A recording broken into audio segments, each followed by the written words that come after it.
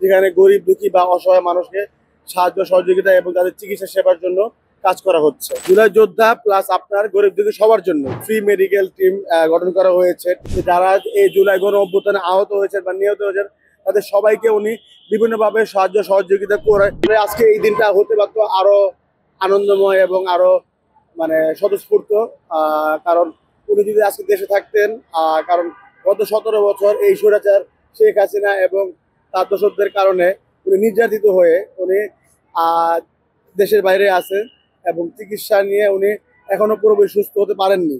যার কারণে আজকে আমরা তার জন্মদিন উপলক্ষে আমরা বড় কোনো অনুষ্ঠান করিনি এবং আমাদের ভারপ্রাপ্ত চেয়ারম্যান সাহেবের একটা নির্দেশনা ছিল যে আমার জন্মদিনে কোনো অনুষ্ঠান হবে না, আমার জন্মদিনে গরিব দুঃখী মানুষকে ফ্রি চিকিৎসা এবং তাদের বিভিন্ন সমস্যা সমাধানের চেষ্টা করার একটা প্রস্তাব রাখা হয়েছে। যার কারণে আজকে দেখতে পাচ্ছেন যে এখানে একটা ফ্রি মেডিকেল টিম গঠন করা হয়েছে, যেখানে গরিব দুঃখী বা অসহায় মানুষকে সাহায্য সহযোগিতা এবং তাদের চিকিৎসা সেবার জন্য কাজ করা হচ্ছে। আজকে এটা হচ্ছে আপনার জুলাই যোদ্ধা প্লাস আপনার গরিব দুঃখী সবার জন্য, কারণ এটা তো মানে মানবিক একটা প্রোগ্রাম। এখানে সবাই সহযোগিতা পেতে পারে, সবাই যে সহযোগিতা নিতে চাবে তাকে সহযোগিতা করা হবে আসলে।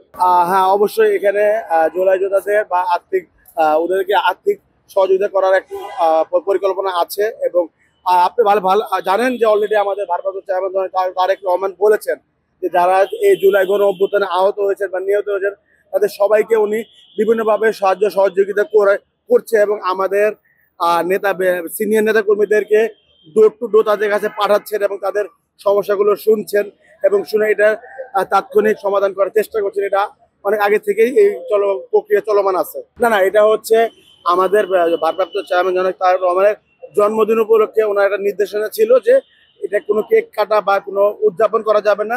এর প্রেক্ষিতে আমরা একটা মানবিক কাজ করার জন্য, যেমন ফ্রি মেডিকেল চিকিৎসা এটা প্রদান করার জন্য আমরা এই উদ্যোগটা নিয়েছি। এটা আপনার দল মনে করছে এটাই হচ্ছে একটা মানুষের কাছে পৌঁছানোর একটা উত্তম মাধ্যম।